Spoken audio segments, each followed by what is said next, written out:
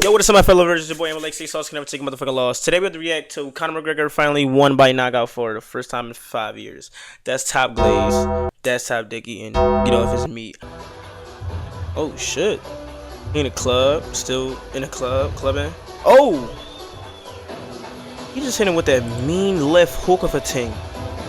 That was mean. Alright, so Conor McGregor has scored his first knockout win in 5 years after sleeping some random dude in a club while partying in Ibiza. After months of trying to rehabilitate his image, where we've seen him put out a family he meant that shit. That shit said boom boom man persona on his social media, get his new record label off the ground, and get more involved with Irish politics, it seems like this guy couldn't hide who he really is for forever. Listen, I don't think that anybody that's followed Conor's story since the beginning ever believed that he could stay out of trouble for too long, but this guy didn't even make it 6 full months since getting deemed liable for before getting into his next controversy. Now wait, don't get me wrong, professional fighters assaulting civilians in public spaces is a dime a dozen. If I had $1 for every pro boxer or UFC fighter who's gotten in trouble with the law for punching some rando that rubbed them the wrong way, then I would have many dollars. They shouldn't do it, but I have come to terms with the fact that most pro fighters are hotheads with terrible impulse control, and for how many times a year I hear about a fighter assaulting a dude out in public, I really don't bat an eye at it anymore. Again, I don't condone spontaneous acts of violence at all, but I'm not shocked in the slightest that a drunk, coked up Conor McGregor who's partying in Ibiza knocked some guy out. As you can probably imagine, we don't yet know who the victim is or what he even said or did to McGregor in order to warrant getting 2 tapped to the dome, but what I do know is that Conor's gonna be writing him a pretty big check soon. Not only is it clear from the video that the other guy never even touched him, so self-defense is off the table, but it doesn't even look like he was speaking aggressively towards Conor just based on his body language. But even if he was, if Conor's the glaze be crazy for the Conor haters. Like, y'all niggas be hating on Conor too. Oh yeah. Never mind, bro.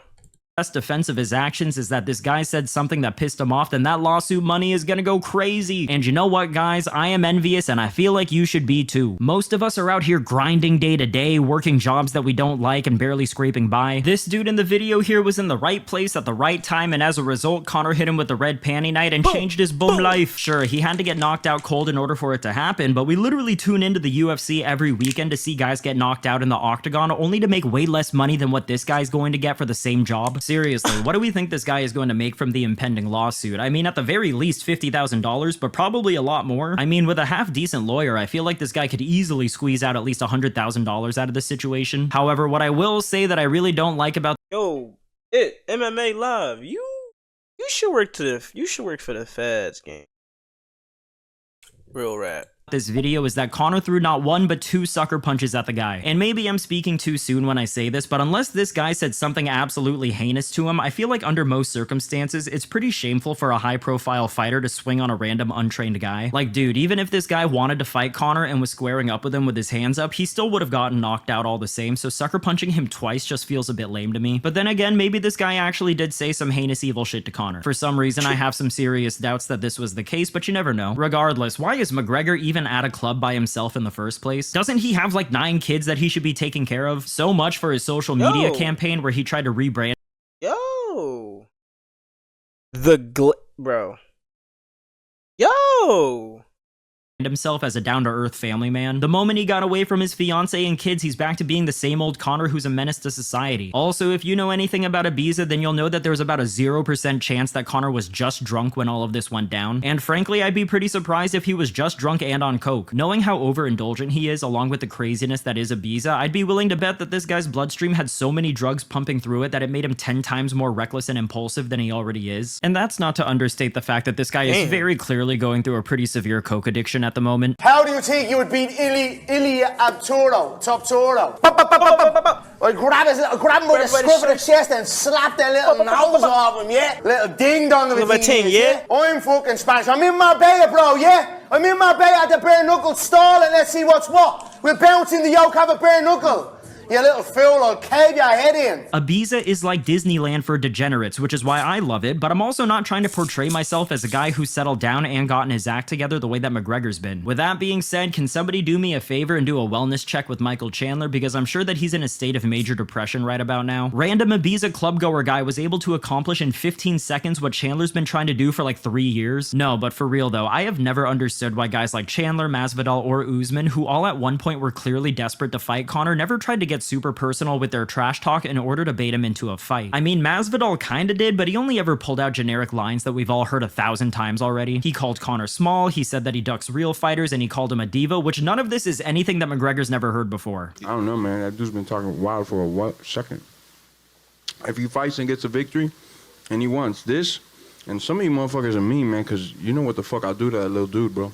I'll fuck that little guy up, man. He's a fucking midget. This is chat GPT level trash talk. This isn't stuff that would actually dig at Conor's ego and hurt his feelings. As we have seen over the years, Conor will fight anybody for free if you bruise his ego enough. For example, he swung on people if they refused to shot a proper 12, or if they rejected his advances on his yacht. Shit, sometimes he'll just attack people for absolutely no reason at all, even if they were partying together for hours prior. I mean, let's not act like— Yo, we need this nigga McGregor in a brawl fighting a gorilla. You're gonna be a top protege. Like Conor's demonstrated that he's a totally sane and rational human being. This is the same guy that threatened to kill Dustin Poirier and his wife after his most recent fight. You're on the ground with your leg broken in half at the bottom, threatening to kill somebody, to a man who's just dominated you twice in a row now. He can walk up and soccer kick you in He didn't dominate him, bro. His legs.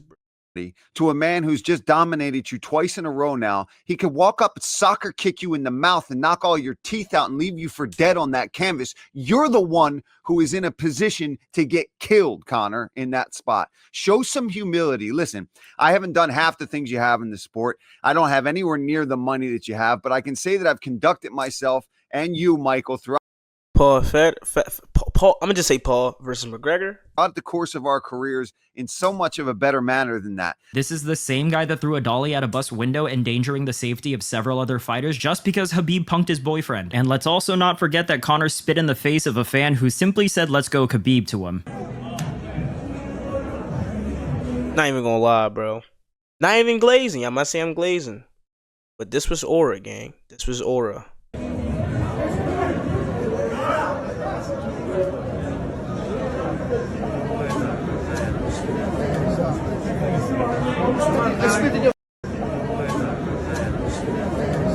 Damn, bro, that's disrespectful, but it's just the way how he just walked up.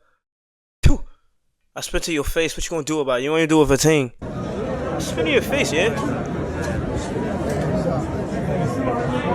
I spit in your face. What you do? Nothing. You said spit in your face. You do nothing. And I don't know if he's always been this unhinged or if it's the coke that made him more unstable over the years, but you would think that if he's itching to fight so badly to the point where he's illegally punching dudes at nightclubs, then he'd be more willing to get back into the octagon where, you know, he actually gets paid a lot of money to punch people legally. You already know that Dana's been blowing up Hunter Campbell's phone all day, sending him messages like, "Oh my god, did you see Conor's left hand? The kid still got it. Let's have him fight the winner of Topuria versus Oliveira." And seeing as how utterly devoid of star power the UFC is these days, I really wouldn't put it past Dana to try and do something like this. Fortunately for us though, McGregor's days of competing are over, whether he or Dana knows it or not, because the truth is, Conor McGregor the fighter died years ago. It could have been when he broke his leg at UFC 264, it could have been when he lost to Khabib, or it could have been when he got paid all the money in the world when he fought Mayweather. And maybe the money didn't change him as much as it revealed who he really was all along, but at the very least it enabled him to start acting like a crazy person without any real repercussions. Now that I think about it, how fitting is it that Conor works his way back into the news cycle during all of this Jon Jones nonsense? These guys are seriously two peas in a pod. Both are morally bankrupt former fighters who are addicted to attention. Both love to deflect any and all valid criticisms by bragging about— That's crazy, yo. I ain't even gonna lie. McGregor and Jon Jones, they technically the same thing.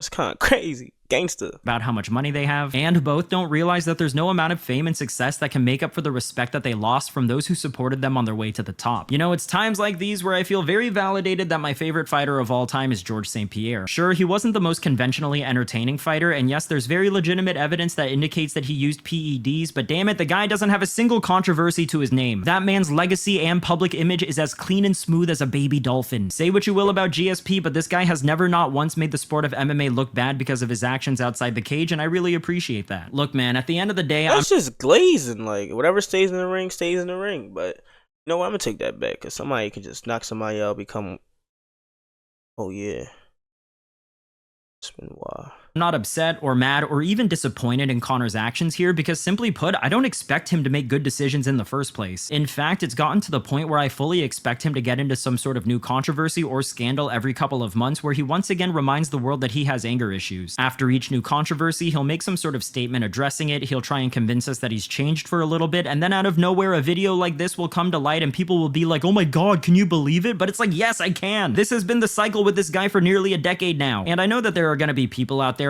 This nigga's really hating on my man McGregor. Like, this shit crazy, bro. It's bad that he did all this shit, but like, it's Conor, bro. When the last time you seen him on TV or some shit? Like, let's be honest. Who are going to say that I need to separate the man from the fighter Nigga, or whatever, really but the guy's not bro. even fighting anymore, so the man is all that there is to judge. It's a damn shame. Watching the focused, disciplined Conor that first hit the scene in 2013, who would preach about the dangers of excessive partying, compared to what he's become now, should be seen as the gold standard cautionary tale of how money, fame, and drugs can corrupt a person from the inside out. Since 2016, McGregor's become steadily but aggressively more unstable, and without a consistent training regimen to keep him on the straight and narrow, along with his overinflated sense of self-importance, I'm sure that cases like this are going to keep happening. He's become everything that he used to despise, and he's lost all sense of self-awareness to realize this are going to keep happening. He's become everything that he used to despise, and he's lost all sense of self-awareness to realize it. Anyways, that's the video for today. Definitely let me know what you think about Conor's first victory since 2020. Are you at all surprised that this happened, and what do you think is the likelihood of him ever returning to the UFC? As always, if you like the video, then like the video, and if you haven't... Damn. Until I see a McGregor poster or some shit saying he coming back, I'ma believe it. But until then, I ain't believing shit, gang.